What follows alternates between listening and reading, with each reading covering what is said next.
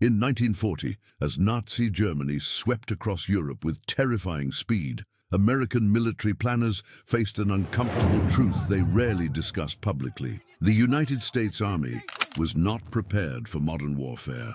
The equipment was outdated, the tactics were obsolete, and training was inadequate. But among all the deficiencies, one stood out as particularly alarming. American artillery was dangerously inferior. Artillery had dominated battlefields since World War I, and every major military power knew it. Battles were won or lost based on who could deliver more explosive firepower more accurately onto enemy positions. The Germans had proven this repeatedly in Poland, France, and the Low Countries. Their artillery coordination was superb, their response times were measured in minutes, and their firepower was devastating. The American situation was embarrassing by comparison. In 1940, the U.S. Army possessed fewer than 900 modern artillery pieces for an army that would need to field millions of men. Most existing guns dated from World War I, designed in 1918 and barely maintained since. Training was limited to perhaps a dozen practice rounds per gun per year because ammunition was scarce and budgets were tight. Officers learned artillery tactics from manuals written in the 1920s that assumed warfare had not changed since the trenches. Communication systems were primitive. Artillery units coordinated through field telephones that required stringing wire across the battlefield, a time-consuming process vulnerable to enemy fire. Radio equipment existed, but was bulky, unreliable, and in short supply. Forward observers, the soldiers who spotted targets and called in fire missions, had no standardized procedures or equipment. They improvised based on experience that most of them did not have: fire direction. The complex mathematics of calculating where shells would land was done manually using maps, slide rules, and printed firing tables. A trained crew might need 10 or 15 minutes to calculate firing solutions for a single target. If the target moved, or if weather conditions changed, calculations started over. This sluggish response time meant artillery could only engage stationary targets that obligingly remained in place long enough for the guns to find them. The doctrine itself was problematic. American artillery units were organized and trained to support specific infantry divisions. Each division had its own artillery battalion, and those guns were considered the property of that division. Sharing artillery between divisions was complicated, requiring coordination through multiple command levels. Massing fires from multiple artillery battalions onto a single critical target was theoretically possible, but rarely practiced. German artillery, by contrast, operated under centralized fire direction. German commanders could mass fires from dozens of artillery battalions onto single targets within minutes. This concentration of firepower could obliterate defensive positions, suppress enemy artillery, or shatter attacking formations. American artillery could not match this capability, and everyone knew it. Intelligence reports from Europe confirmed the worst fears. German artillery had evolved significantly since World War I. They used motorized vehicles for mobility, radio for communications, and sophisticated fire direction systems. Their 88-meter gun was legendary, equally effective against aircraft, tanks, or infantry. Their Nebelwerfer rocket artillery could saturate entire areas with explosives. The Wehrmacht's artillery arm was a modern, flexible, devastating force. By comparison, American artillery in 1940 looked like a museum exhibit. The standard field gun was the 75mm M1897, a French design from 1897 that the US had manufactured under license during World War I. These guns were accurate enough, but lacked range and hitting power. The ammunition was old, the carriages were worn, and spare parts were scarce. Crews trained on these antiques wondered how they would possibly compete against modern German guns. Senior officers recognized the problem, but disagreed on solutions. Some advocated buying proven foreign designs, particularly British 25-pounders, that had shown effectiveness in combat. Others wanted American-designed weapons, but acknowledged development would take years.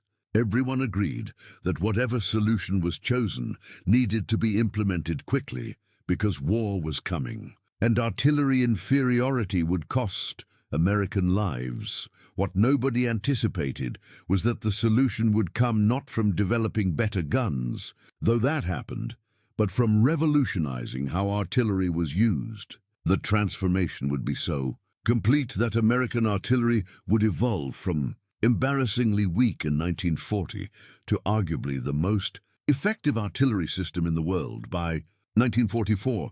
The change would not happen gradually, but in a single dramatic demonstration that would shock observers and terrify enemies. December 7, 1941, Pearl Harbor shattered any remaining illusions that America could avoid war. Within days, the United States was fighting Japan in the Pacific and Germany in Europe. The army that had numbered barely 200,000 men in 1940 would need to expand to over 8 million. Every aspect of military capability needed rapid expansion, but artillery required particular urgency. American industry responded with characteristic energy. New artillery designs that had been slowly developed during 1940 and 1941 suddenly received massive production orders. The 105mm M2A1 howitzer became the standard divisional artillery piece, replacing the obsolete 75mm guns. The 150mm M1 Long Tom provided heavy firepower for corps-level operations. Production lines that had built tractors and automobiles retooled to manufacture artillery pieces by the thousands. By 1943, American factories were producing artillery at rates that would have seemed impossible 3 years earlier. The 105mm howitzer alone was being manufactured at over 1,000 pieces per month. Ammunition production reached millions of rounds monthly. The industrial capacity that would eventually produced 300,000 aircraft and 90,000 tanks during the war also generated artillery on unprecedented scales, but hardware alone would not solve the fundamental problem. American artillery doctrine remained based on decentralized control and slow response times. New guns firing through old procedures would still be outmatched by German artillery that operated under superior systems. What the Army needed was not just more artillery, but a completely different approach to using it. The solution began developing at the Field Artillery School in Fort Sill, Oklahoma. Artillery officers stationed there, safe from combat but intensely aware of reports from the front lines, began analyzing what made German artillery so effective. The answer was not primarily the guns themselves, but the systems surrounding them. Centralized fire direction, rapid communications, massed fires, and flexible command arrangements. A group of officers began developing what they called the Fire Direction Center, or FDC system. The concept was revolutionary for American artillery. Instead of each gun calculating its own firing solution independently, all calculations would be done at a centralized location where trained specialists processed information from multiple observers and directed fires from entire battalions or even multiple battalions simultaneously. The FDC would receive target information from forward observers via radio. Specialists would rapidly calculate firing solutions using improved methods and standardized procedures. Fire commands would be transmitted to gun positions, also by radio. The entire process, from target identification to shells landing, would be measured in minutes rather than the quarter hour or more that current procedures required. Critics within the artillery community argued this was too radical a change to implement during wartime. Crews were already training on new equipment. Adding completely new procedures risked confusion and mistakes. The traditional system, while slow, was at least proven and understood. Trying to teach the entire artillery arm new methods while simultaneously expanding from thousands to hundreds of thousands of men seemed like a recipe for disaster. Proponents countered that incremental improvements would not be sufficient. German artillery was not incrementally better but fundamentally superior in organization and employment. Matching their effectiveness required matching their systems, not just their hardware. If measures would result in American artillery remaining second-rate despite having excellent guns. The debate was resolved by General Leslie McNair, who commanded Army ground forces and was responsible for training and doctrine. McNair recognized that artillery effectiveness would be critical in the European theater. He authorized implementation of the FDC system across all artillery units, with the understanding that the transition would be difficult but necessary. Training programs were redesigned. New field manuals were written. Artillery officers who understood the new system were dispersed throughout the expanding army to teach others. By late 1943, American artillery units deploying to combat theaters were operating under the new doctrine.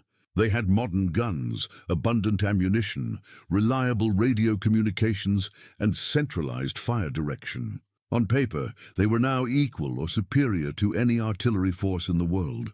But paper capabilities and combat performance were different things. The true test would come when American artillery faced German forces in battle. That test would come in Tunisia, and the results would exceed even the most optimistic expectations. February 1943, North Africa. American forces, bloodied at Kasserine Pass just days earlier, were reorganizing and preparing for renewed combat against German and Italian forces. The defeat at Kasserine had been humiliating. German armor and infantry, supported by excellent artillery, had smashed through American defensive positions, inflicting heavy casualties and capturing significant numbers of prisoners. Among the many lessons from Kasserine, one stood out: American artillery had not performed well. Response times were too slow.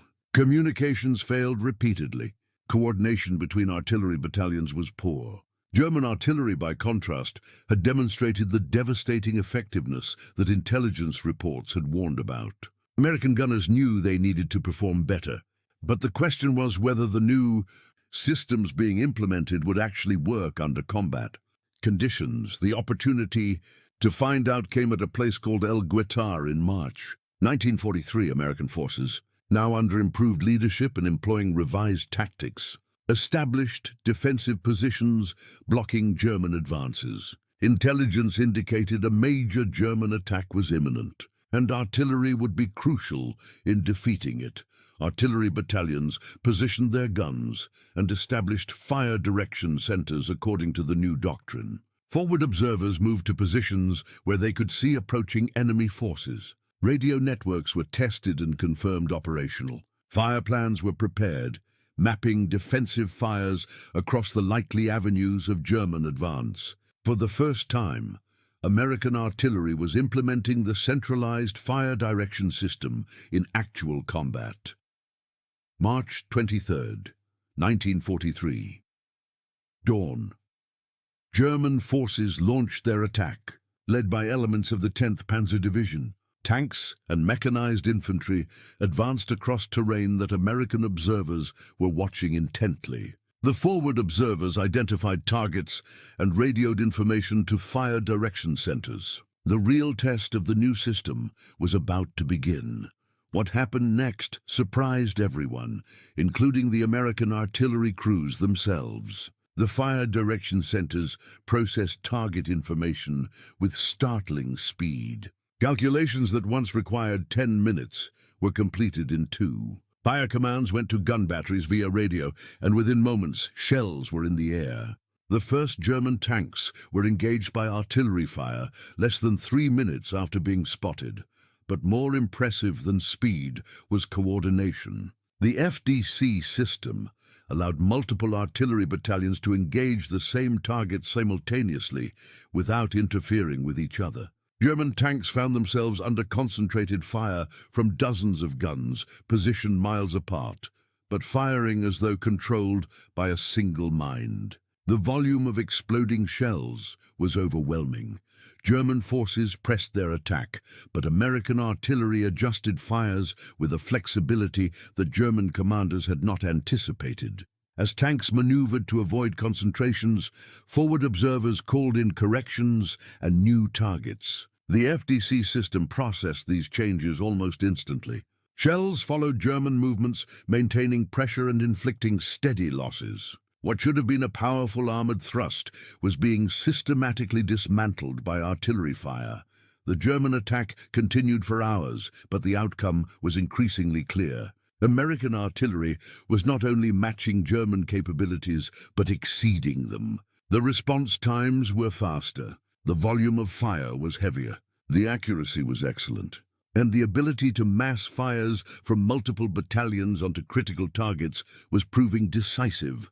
German tank crews who had expected to face slow, poorly coordinated American artillery instead found themselves in killing zones where shells arrived within seconds of being spotted. By afternoon, the German attack had failed. Losses in tanks and personnel were severe enough that the 10th Panzer Division withdrew rather than continue pressing against defenses that appeared impenetrable.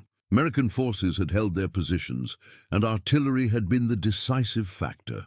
After-action reports from El Gueta praised the new artillery systems effusively. Officers who had been skeptical about centralized fire direction admitted they had been wrong.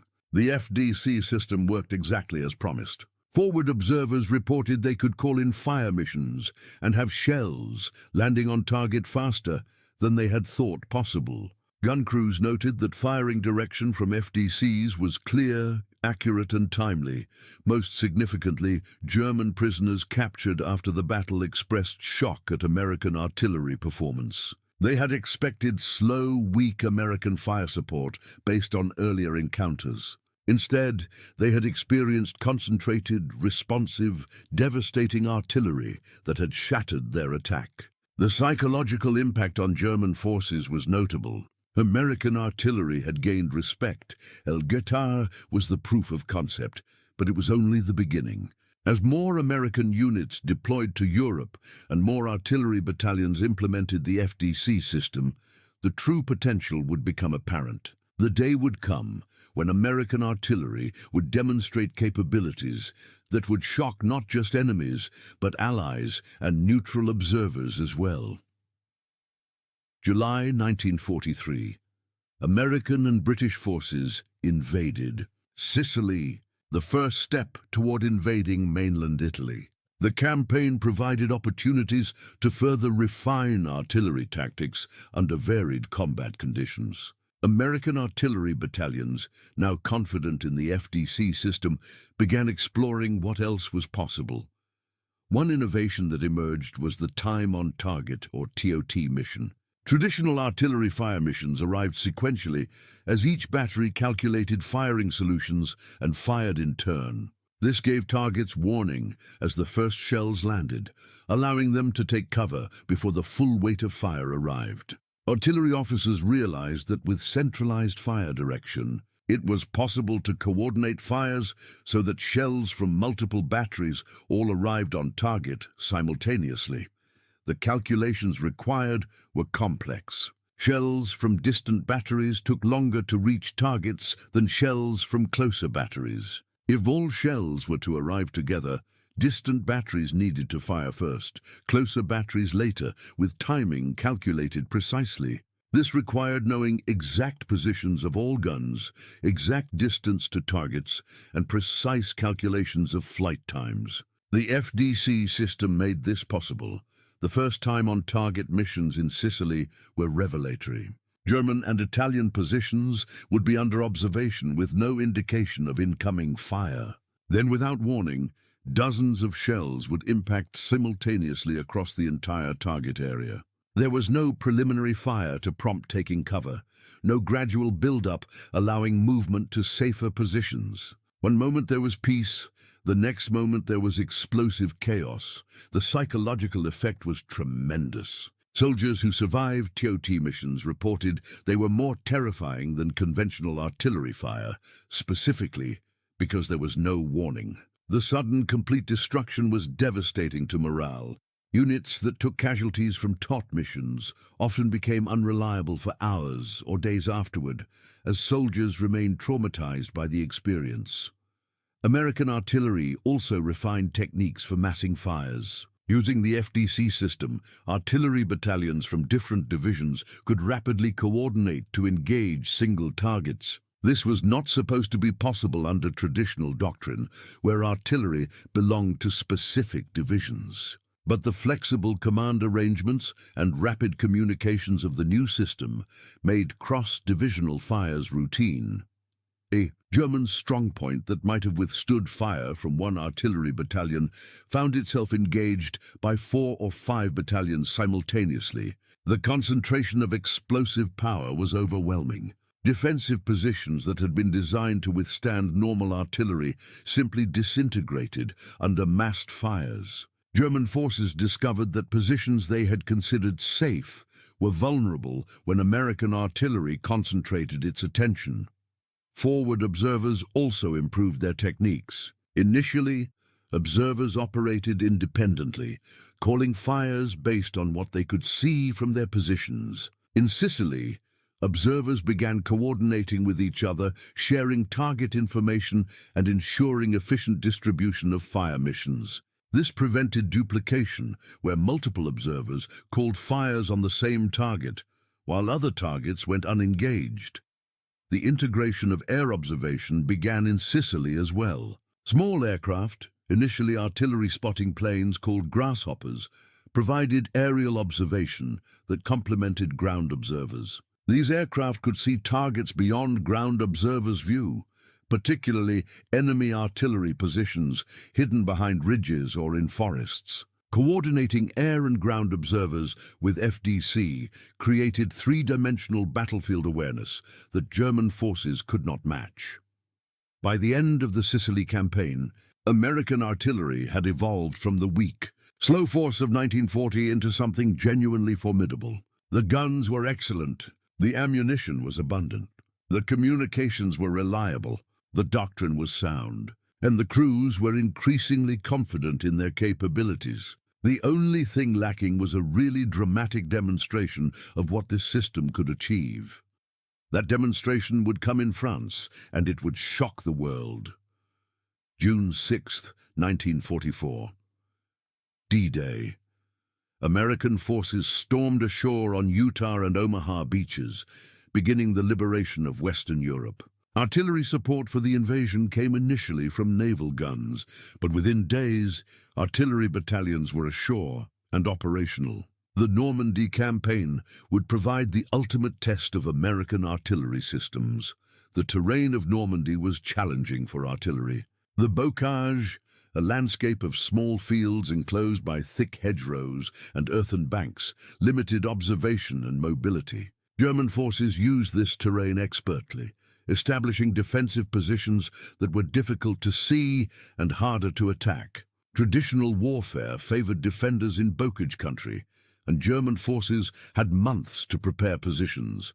American artillery adapted to these conditions with impressive flexibility. Forward observers learned to use the vertical terrain of the bocage to their advantage, positioning themselves where they could see into German positions. Aircraft observation became even more valuable as grasshoppers flew over the bocage and spotted targets invisible from ground level. The FDC system coordinated information from all sources and directed appropriate fires. The concentration of American artillery in Normandy was unprecedented. By July 1944, several corps were operating in relatively confined areas, each corps having multiple divisions, and each division having substantial artillery support. This meant dozens of artillery battalions were within range of most potential targets. The FDC system allowed coordinating all this firepower with efficiency that would have been impossible under traditional doctrine. German forces in Normandy faced artillery pressure unlike anything they had experienced on the Eastern Front. Soviet artillery was powerful, but tended to be massed for major offensives and then relatively quiet between attacks. American artillery was active constantly, responding to any target that presented itself. German soldiers could not move in daylight without risking artillery fire. Concentrations of vehicles drew immediate attention. Even single snipers, if located by observers, might receive fire from multiple batteries. The Germans adapted by moving only at night, dispersing forces widely and avoiding any concentration that might draw artillery. These measures reduced casualties but also reduced combat effectiveness. An army that cannot mass its forces or move freely in daylight is severely handicapped. American artillery was imposing operational constraints on German forces beyond the simple physical damage of explosive shells. Ammunition expenditure was staggering. American artillery in Normandy fired millions of rounds in June and July 1944. Some days, individual battalions fired more rounds than they would have expended in an entire year under pre-war training budgets. This volume of fire was only possible because of the industrial capacity that had been mobilized since 1941 and the logistics system that delivered ammunition to artillery positions in seemingly inexhaustible quantities. German artillery, by contrast, was struggling with ammunition shortages. Allied air superiority interdicted supply lines, making ammunition delivery difficult and dangerous. German batteries that wanted to engage targets often lacked shells. When they did fire, they risked immediate counter-battery fire from American artillery that quickly located German gun positions through sound ranging and flash spotting. German artillery was being suppressed, not through destruction but through making firing suicidally dangerous. The effectiveness of American artillery in Normandy impressed not only the Germans, but also British and Canadian allies, who had extensive artillery experience from years of war. British officers familiar with their own artillery systems observed American operations and noted the speed, flexibility, and volume of fire. Some requested training in American FDC methods to implement in British units. By August 1944, as Allied forces broke out of Normandy and began rapid advances across France, American artillery had established itself as the most effective artillery system in the theater. But the most dramatic demonstration was still to come. It would occur during the Battle of the Bulge, when German forces launched a massive surprise offensive, and American artillery would deliver the response that would shock the world. December 16th, 1944. Ardennes Forest. German forces launched a massive surprise offensive through a sector held by inexperienced or exhausted American divisions. The attack, known to history as the Battle of the Bulge, was Hitler's last major gamble in the West. 25 German divisions, including elite Panzer and SS units, smashed into American lines with the objective of reaching Antwerp and splitting Allied forces. The first days were chaotic. American units, caught by surprise, fell back in confusion. Some divisions fought stubbornly, but were overwhelmed by superior numbers. German tanks and infantry penetrated deep into American lines, creating a dangerous bulge in the front. For a few days, it appeared the offensive might achieve significant success. American artillery units, like other forces, were initially disorganized by the surprise attack. Some battalions had to displace rapidly to avoid being overrun. Communication networks were disrupted as units fell back. The situation appeared dire, and artillery's ability to respond effectively was uncertain given the chaos. But the FDC system, even under extreme stress, continued functioning. Artillery battalions that had to displace did so while maintaining communications with higher headquarters.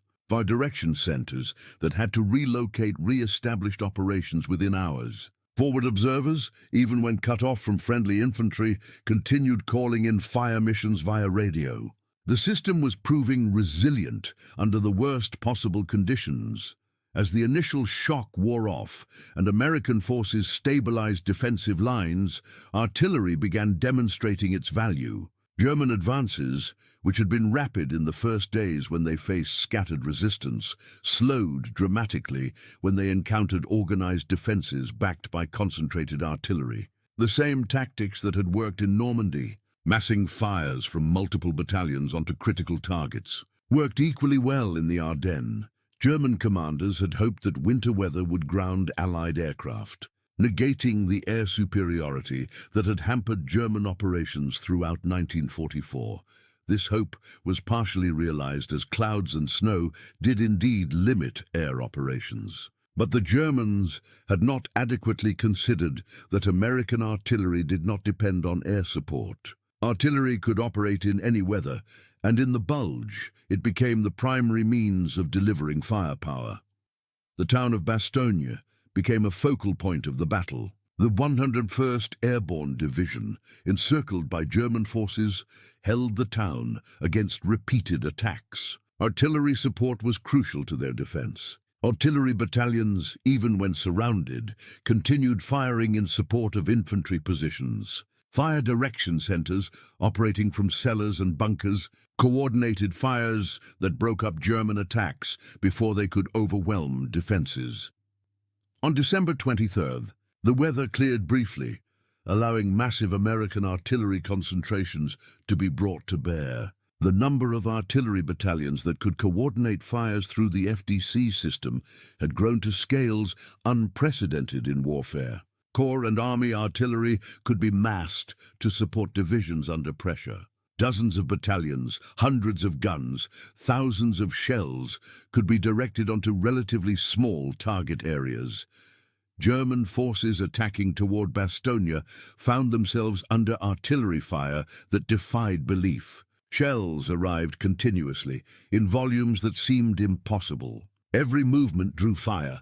Every concentration of forces was engaged. The German offensive, which had relied on mobility and speed, ground to a halt under the weight of American artillery. The climactic demonstration came on December 23-24, when American forces launched counterattacks to relieve Bastogne. The preparatory artillery bombardments were of unprecedented scale and coordination. Time-on-target missions brought down fires from entire corps simultaneously. German defensive positions that might have held against normal attacks were obliterated before American infantry even advanced. December 24, 1944, a specific German strongpoint blocking the advance toward Bastogne had been identified as the primary obstacle. The position was well fortified, held by experienced troops and protected by difficult terrain. Reducing it would normally require extended fighting with heavy casualties. American commanders decided to demonstrate what modern artillery could achieve. The fire direction centers coordinated a time-on-target mission involving every artillery battalion within range, 18 battalions totaling over 200 guns. The calculations required were complex, accounting for different distances, different gun types with different shell velocities, and different ammunition types. Every battery needed to fire at precisely the right moment so that all shells arrived on target simultaneously. Forward observers and aerial spotters had precisely located the German position. The FDCs calculated firing solutions for every battery, determining the exact second each battery needed to fire, so shells would converge on target at the same instant. The timing had to be perfect, or the mission would revert to standard sequential fire. The psychological impact on German soldiers was profound. Interviews with enlisted men and junior officers revealed that American artillery was the aspect of American military power they feared most. Air attacks were dangerous but sporadic. Tanks could be fought with anti-tank weapons. Infantry could be engaged on relatively equal terms. But artillery was inescapable, unpredictable, and devastating. There was no defense except dispersion and concealment, and even those offered limited protection. German casualty rates from artillery increased steadily from 1943 to 1945 as American artillery became more numerous, better supplied, and more expertly employed. Units that survived artillery bombardments often reported psychological casualties, soldiers who were physically unharmed but psychologically unable to continue fighting. The sustained stress of being under constant artillery threat wore down German combat effectiveness as much as actual casualties. Perhaps most telling, German forces in Italy and France reported that they preferred facing British or Canadian forces to American forces primarily because of artillery. British artillery was competent and well supplied, but American artillery was that and more. The speed, volume, and coordination of American fires made them the most dangerous opponent. This preference for facing anyone except Americans indicated respect that bordered on fear. The transformation of American artillery from 1940 to 1945 remains one of the most dramatic examples of military innovation in modern warfare. In 5 years, American artillery evolved from embarrassingly weak to arguably the most effective artillery system in the world. The story offers lessons that extend beyond artillery or even military affairs. The transformation was not primarily about technology. The 105mm howitzer and 155mm gun were excellent weapons, but so were German artillery pieces. American ammunition was reliable and plentiful, but German ammunition was equally effective when available. The radios American forces used were good, but not dramatically superior to German equipment. The technological advantages were real, but not overwhelming. What made the difference was doctrine, organization, and training. The Fire Direction Center system was not a technological breakthrough, but an organizational innovation. It took existing capabilities, guns, radios, mathematics, and combined them in new ways that multiplied effectiveness. The FDC system succeeded because it was based on sound analysis of what made artillery effective: speed, coordination, massed fires, and flexibility. The lesson is that innovation often comes not from developing new tools, but from finding better ways to use existing tools. The artillery officers who developed the FDC system at Fort Sill were not inventing new technology. They were solving organizational and procedural problems. Their innovation was recognizing that centralized fire direction would enable capabilities that decentralized systems could not match. Implementation required overcoming institutional resistance. Many artillery officers were skeptical of the FDC system. It contradicted traditional doctrine. It required new training.